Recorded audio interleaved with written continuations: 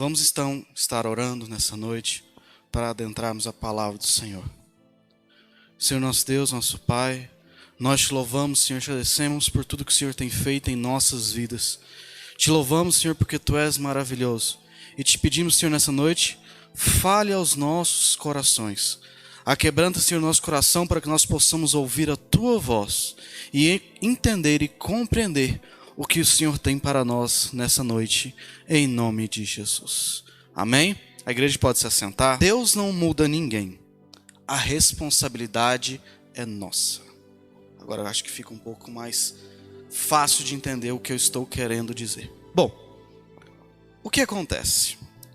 Essa palavra dessa noite foi motivada por um caso que aconteceu na semana passada, retrasada, alguma coisa assim, de um clipe de uma cantora evangélica, que a letra da música é excelente, é muito boa realmente, mas o clipe da música, a música boa, mas o clipe da música não ficou legal, não ficou interessante.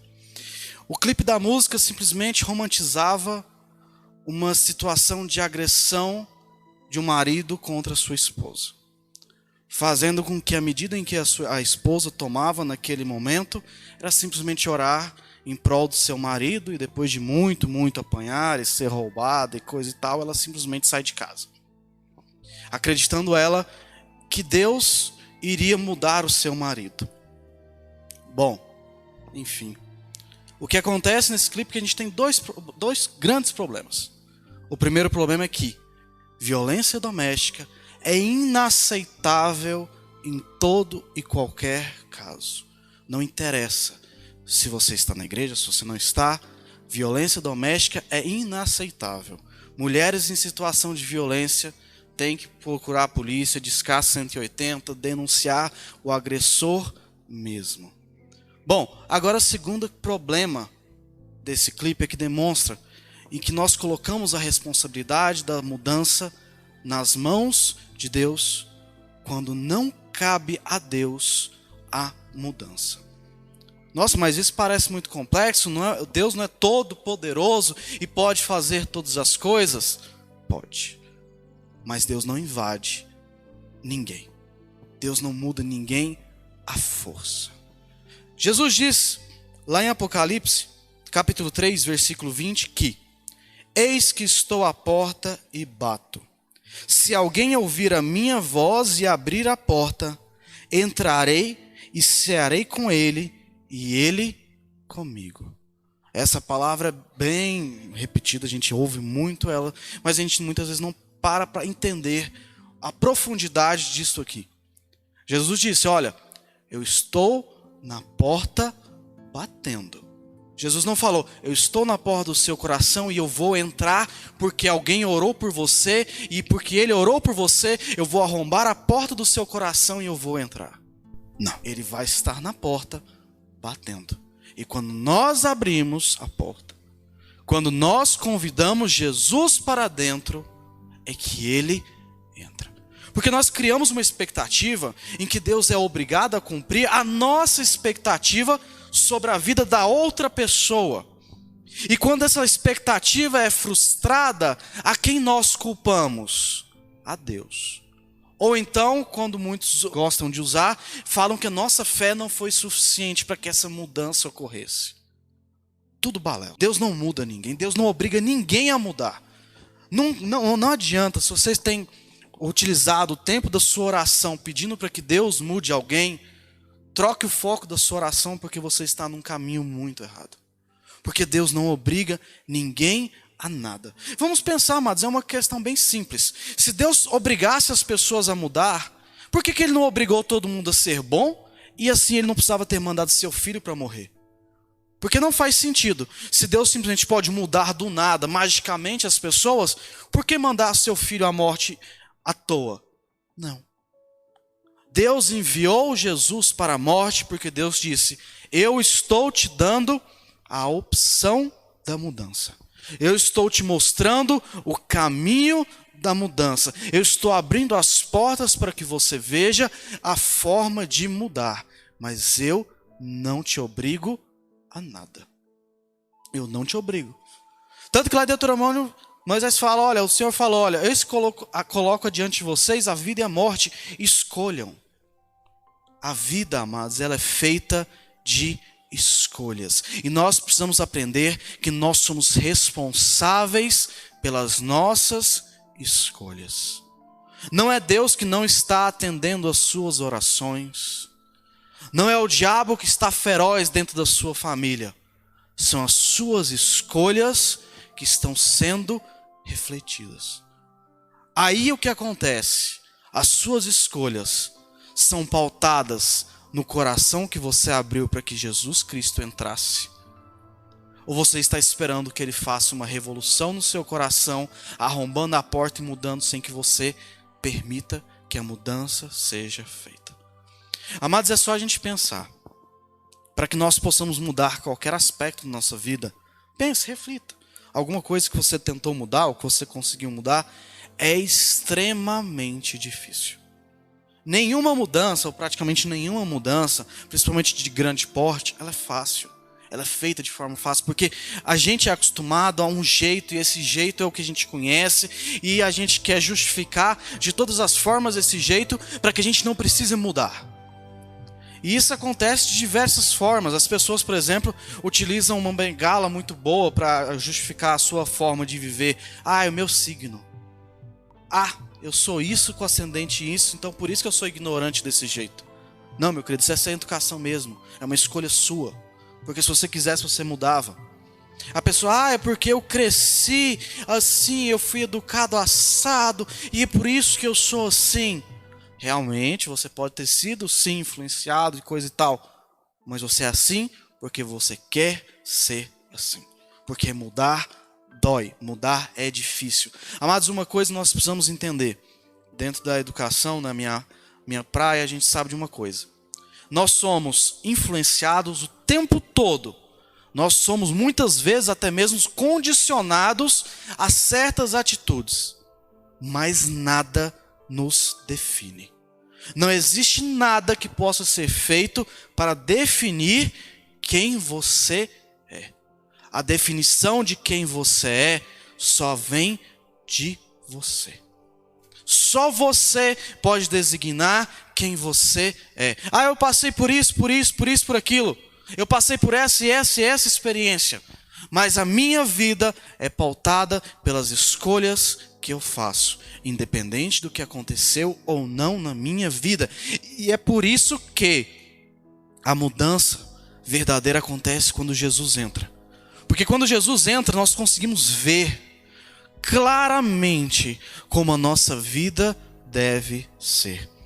Mas, amados, essas mudanças, elas são complicadas. Nós buscamos sempre alguma justificativa para acreditar que nós já chegamos no melhor patamar da nossa vida. É aquela frase que é muito recorrente dos coaches aí por aí. Seja a melhor versão de si. Ela é bem clichêzinha, mas de certa forma faz sentido, né? Seja a melhor versão de si. Só que tem uma questão. Essa melhor versão de si, ela é, vamos dizer, diária. Você não chega a um certo patamar e fala, olha, estou na minha melhor versão. Eu não preciso melhorar mais. Eu não preciso mudar mais nada na minha vida. Quando nós chegamos a pensar isso, e isso ocorre muitas vezes, tanto com essas justificativas bobas que eu falei, como também muitas vezes a pessoa se diz, não, eu me converti, eu estou na igreja há não sei quanto tempo, eu sou servo de Deus, eu sou serva de Deus, eu sou batizado, eu falo em línguas, eu não sei mais o que, e coisa e tal, e eu cheguei na minha melhor versão, eu já sou o suficiente. Não. Quando nós chegamos nesse ponto e nós achamos que nós somos suficientes, nós estamos ainda mais dispostos a cair. O próprio Jesus fala, olha, aquele que está em pé, cuide para que não caia. E eu quero trazer aqui uma história para a gente refletir sobre isso. Em 1 Samuel, só um versículo. 1 Samuel 13, 14, só para confirmar o que eu falo aqui agora. Houve um homem que foi escolhido por Deus para se tornar rei em Israel. E nesse versículo fala que esse homem era segundo o coração de Deus. Nós estamos falando de quem? Davi. Davi foi o homem conhecido por ser o homem segundo o coração de Deus. Davi, então, no auge do seu poder, reconhecido como um homem segundo o coração de Deus, tem uma história muito interessante. E eu vou ler com vocês aqui. 2 Samuel, capítulo 11. Na primavera, época em que os reis saíam para a guerra, Davi enviou para a batalha Joabe com seus oficiais, os amonitas e cercaram Rabá. Mas Davi permaneceu em Jerusalém. Uma tarde, Davi levantou-se da cama e foi passear pelo terraço do palácio. Do terraço viu uma mulher muito bonita tomando banho. E mandou alguém procurar saber quem era. Disseram-lhe: é Batseba, filha de Eliã e mulher de Urias, o hitita. Davi mandou que a trouxessem e se deitou com ela, que havia acabado de se purificar da impureza da sua menstruação.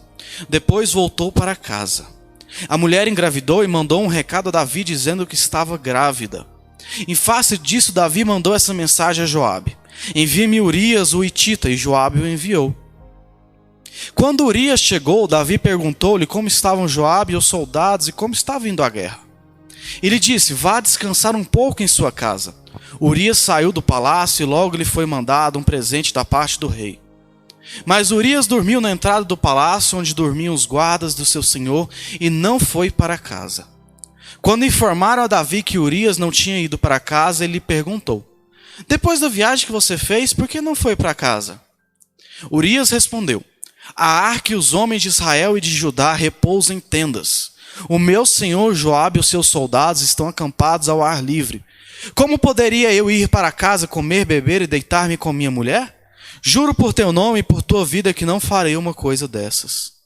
Então Davi lhe disse: fique aqui mais um dia, amanhã eu o mandarei de volta. Urias ficou em Jerusalém, mas no dia seguinte, Davi o convidou para comer e beber e o embriagou. À tarde, porém, Urias saiu para dormir em sua esteira, onde os guardas de seu senhor dormiam, e não foi para casa. De manhã, Davi enviou uma carta a Joabe por meio de Urias. Nela escreveu: põe Urias na linha de frente e deixe onde o combate estiver mais violento, para que seja ferido e morra. Como Joabe tinha cercado a cidade, colocou Urias no lugar onde sabia que os inimigos eram mais fortes. Quando os homens da cidade saíram e lutaram contra Joabe, alguns oficiais da guarda de Davi morreram, e morreu também Urias, o hitita. Joabe enviou a Davi um relatório completo da batalha, dando a seguinte instrução ao mensageiro: ao acabar de apresentar ao rei esse relatório, pode ser que o rei fique muito indignado e lhe pergunte: por que vocês se aproximaram tanto da cidade para combater? Não sabia que eles atirariam flechas da muralha? Em Tebes, quem matou Abimeleque, filho de Jeburosete? Não foi uma mulher que da muralha tirou-lhe uma pedra de moinho e ele morreu? Por que vocês se aproximaram tanto da muralha? Se ele lhe perguntar isso, diga-lhe: e morreu também o teu servo Urias, o hitita. O mensageiro partiu e ao chegar contou a Davi tudo que Joabe lhe havia mandado falar, dizendo: eles nos sobrepujaram e saíram contra nós em campo aberto, mas nós os fizemos retroceder para a porta da cidade. Então os flecheiros atiraram do alto da muralha contra os teus servos e mataram alguns deles, e morreu também o teu servo Urias, o hitita. Davi mandou o mensageiro dizer a Joabe: não fique preocupado com isso, pois a espada não escolhe a quem devorar. Reforce o ataque à cidade até destruí-la. E ainda insistiu com o mensageiro que encorajasse Joabe. Quando a mulher de Urias soube que seu marido havia morrido, chorou por ele. Passado o luto, Davi mandou que trouxessem para o palácio. Ela se tornou sua mulher e teve um filho dele. Mas o que Davi fez desagradou ao Senhor. Bom, fiz uma leitura rápida, depois vocês leiam com mais calma. Nessa história há um ponto bem interessante. Nós muitas vezes, quando estudamos a história de Davi, nós novamente gostamos de romantizar a história de Davi.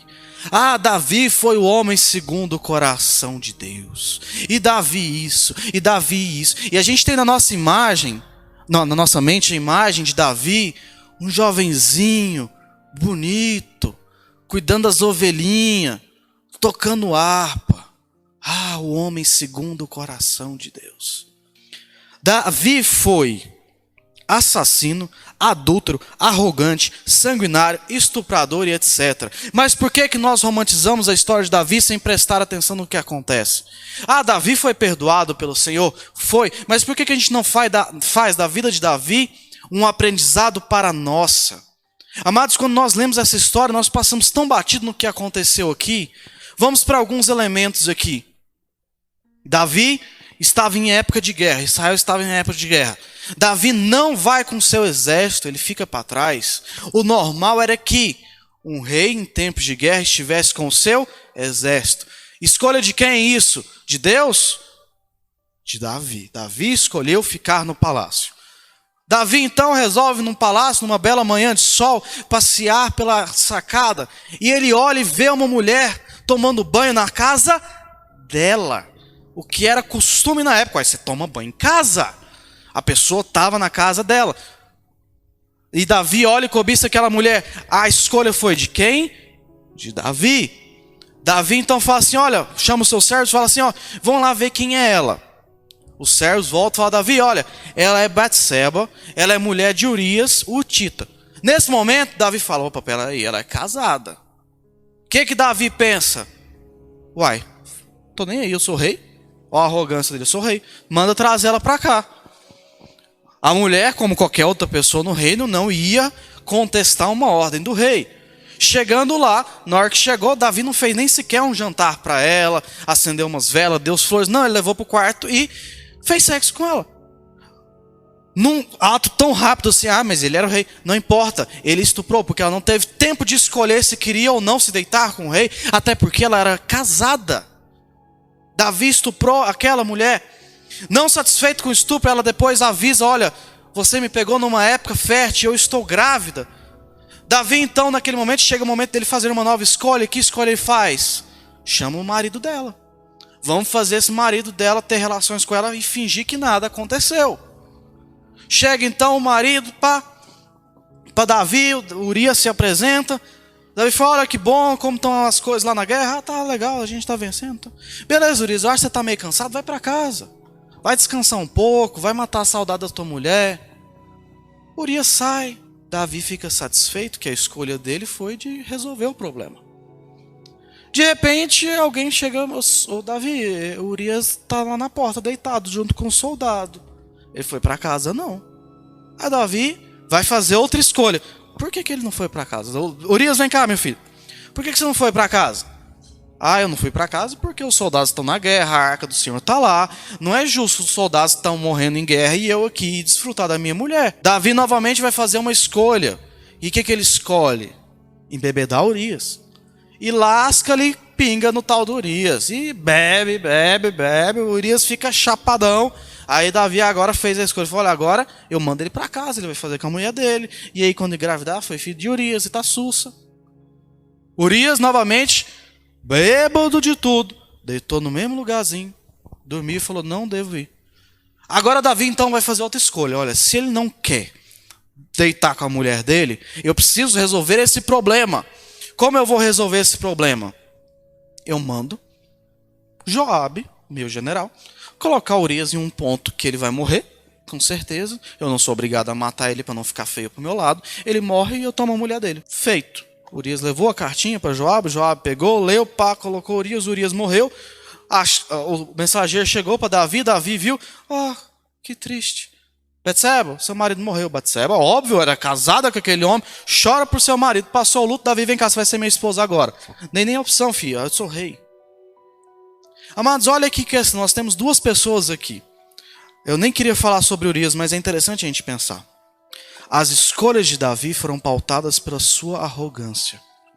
Mesmo ele sendo conhecido como homem segundo o coração de Deus.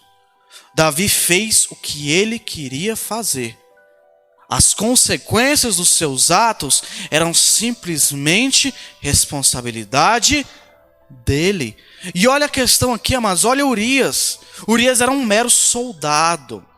Ele falou assim, olha, eu estava no meio de uma guerra, fui chamado, eu podia muito bem estar com a minha esposa, aproveitar a noite, fazer amor com ela localmente e depois voltar para a guerra, porque vai que eu morro, né? Eu podia... Não, ele permaneceu fiel ao propósito dele, fez as escolhas dele e falou, não, Eu não vou fazer isso, meu país está em guerra, eu não vou fazer isso. E, amados, olha, presta atenção, o Urias foi embebedado, o cara ficou chapadão, e ele se manteve firme ao que ele acreditava. Inclusive, abre um parênteses aqui, o que demonstra que bebida não é desculpa para as pessoas fazerem as coisas, tá? A pessoa, ele fez isso porque ele estava bêbado. Mentira, ele fez porque ele queria fazer. A gente não faz as coisas, porque ficou mal. Não, você fez porque você quis fazer. É isso que nós, amados, precisamos aprender. As coisas que nós fazemos são escolhas nossas. Nós precisamos aprender a assumir as nossas responsabilidades. E, amados, olha o caráter que Urias tinha. Ele levou a carta com a sua condenação de morte e não abriu. De tão fiel que ele era ao seu rei, ao seu país, à sua nação. E ele foi morto por causa dos pecados, da arrogância de Davi. Amados, e o que isso nos faz pensar? A responsabilidade é nossa. Que escolha nós estamos tomando? O que tem motivado as nossas escolhas? Não coloque, amados, na conta de Deus, na conta do diabo, de quem quer que você queira colocar. O que é responsabilidade sua. Não adianta você querer buscar alguém. A conta sempre vai chegar das suas escolhas. Mas Deus oferece um caminho. E se você quer andar com Deus, em algum momento, Ele vai confrontar você, para que você decida se você quer escolher as coisas certas ou as coisas erradas. Isso aconteceu com Davi também. Eu não vou ler, que o tempo não permite, mas depois vocês leiam 2 Samuel 12, do 1 ao 10. O profeta Natan chega até Davi, fala, olha Davi, numa cidade tinha 2 homens, um muito rico e um bem pobre, que tinha pouquíssimas coisas, mas tinha um animalzinho que ele cuidava como se fosse filho e que dava alimento para a casa dele. Um dia o homem rico recebeu uma visita, mas não quis gastar do seu rebanho, mandou matar o animal do homem pobre, o único animal que aquele homem tinha, para servir a sua visita. Davi ficou enfurecido, ficou grilado pra caramba, esse homem merece a morte. Então Natan vira para Davi e fala assim, olha, esse homem é você. E naquele momento caem as escamas dos olhos de Davi e ele percebe que ele pecou. Mas foi necessário que Davi levasse uma bronca e que todas as suas ações gerassem uma consequência para que isso viesse à tona. E será que nós precisamos esperar que algo assim aconteça para que a gente perceba que a gente precisa mudar? Mas não adianta a desculpa que você use. Davi podia falar, eu sou homem segundo o coração de Deus. As coisas que eu faço porque eu estou certo.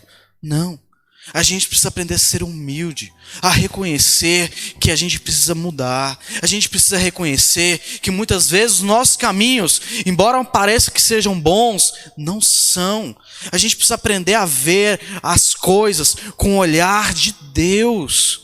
E quando Jesus vem, Ele vem trazer uma mudança tão forte que a partir desse momento não precisa mais que um profeta diga que você pecou, mas que você abra o seu coração para Jesus e o Espírito Santo irá tocar o seu coração e você irá perceber que o caminho que você tomou não é legal. E para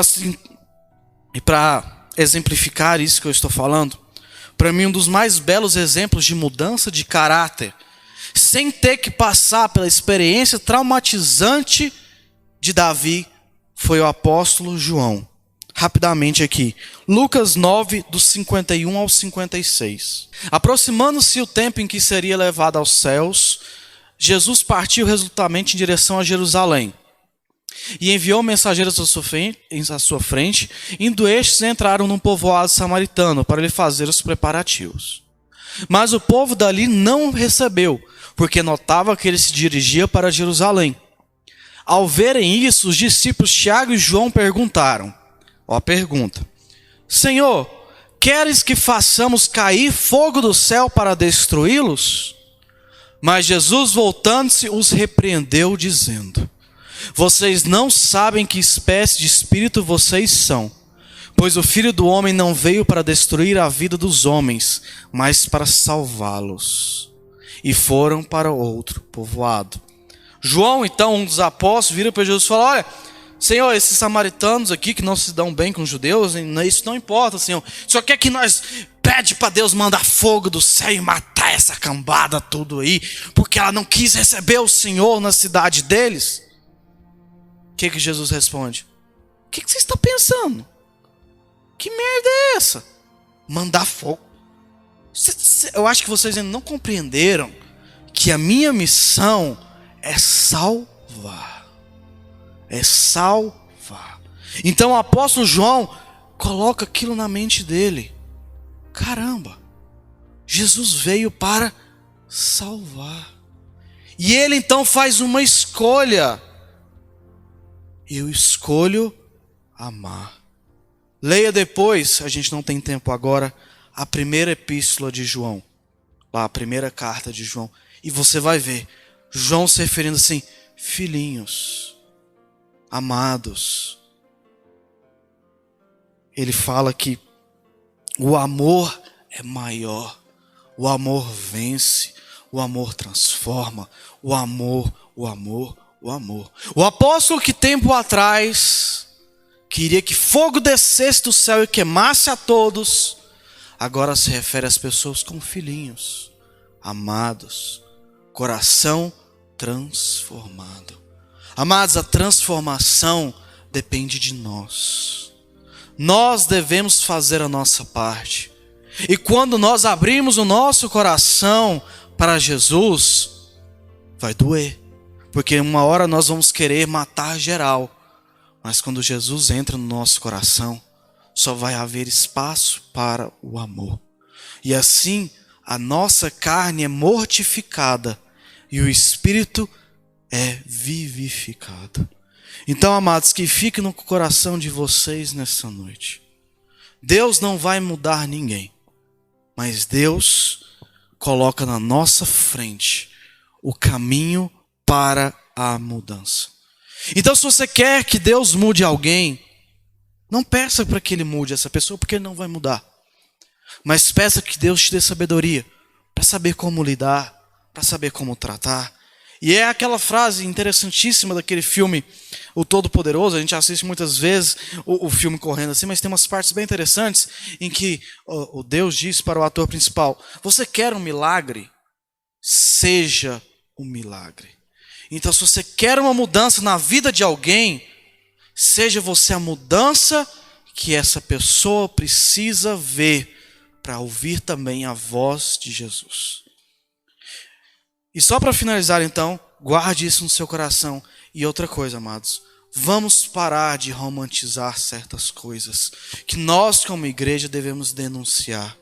Nenhum tipo de violência é aceitável. Se no seu coração habita alguma violência, se no seu coração aceita violência como algo normal, peça que Jesus encha o seu coração com amor e que a violência não seja naturalizada no seu coração.